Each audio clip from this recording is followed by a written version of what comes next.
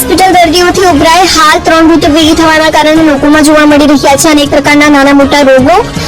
Viral ઇન્ફેક્શનને કારણે તાવ, શરદી, ખાંસીના દર્દીઓમાં પારાવાર વધારો। હોસ્પિટલમાં સ્ટાફ અને દવાનો પૂરતો જથ્થો ઉપલબ્ધ। બીજી બાજુ નવરાત્રી દરમિયાન અંબાજી મંદિર પરિસરમાં તબીબ સાથે એક ટીમ કરાશે તૈનાત। અંબાજી જનરલ હોસ્પિટલમાં આઈસીયુના 10 બેડ તૈયાર કરાયા તો 108 એમ્બ્યુલન્સ સહિત જનરલ હોસ્પિટલની એલઆઈડી એમ્બ્યુલન્સ પણ મંદિર પાસે રાખવામાં આવશે સ્ટેન્ડ બાય।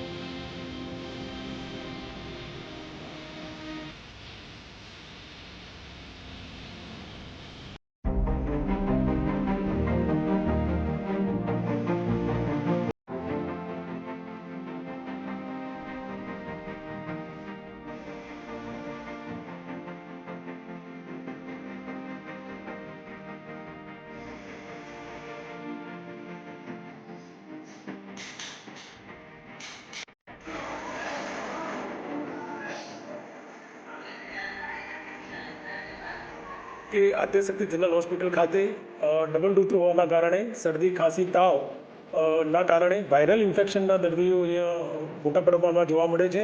તે વાયરલ ઇન્ફેક્શનના દર્દીઓને જે જરૂરી સારવાર, દવા તેમજ તેમને જરૂર પડે દાખલ થવા માટેની અહીંયા અમારે આખી ડૉક્ટરો તેમજ એમની સ્ટાફ વાયરલમાં જનરલી અહીંયા શરદી, ખાંસી, તાવના જ મોસ્ટલી દર્દી આવતા હોય છે અને રિપોર્ટ પણ કરવાથી તેમાં વાયરલ ઇન્ફેક્શન જ જોવા મળતું હોય છે।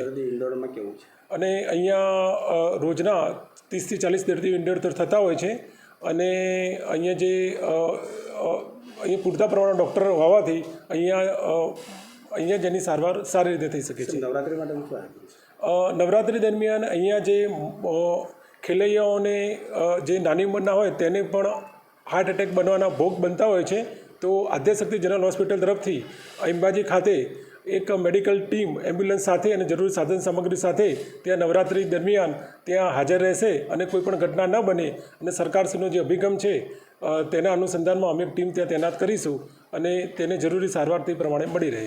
ખાસ કરીને મંદિરમાં સૌથી વધારે ખેલૈયા આવતા હોય છે અને અંબાજી મંદિરમાં જે મોટા પ્રમાણના ખેલૈયા આવતા હોય છે તો અમારી મેડિકલ ટીમ ત્યાં અવેલેબલ હોવાથી અન્ય કોઈ ઘટના બનતી હોય તો તેને અટકાવી શકાય છે। તેમજ આદ્યશક્તિ જનરલ હોસ્પિટલ ખાતે પણ અહીંયા પૂરતા પ્રમાણમાં દવાઓ અને સ્ટાફ હોવાના કારણે તેને જરૂરી સુવિધા અમે પૂરી પાડીશું।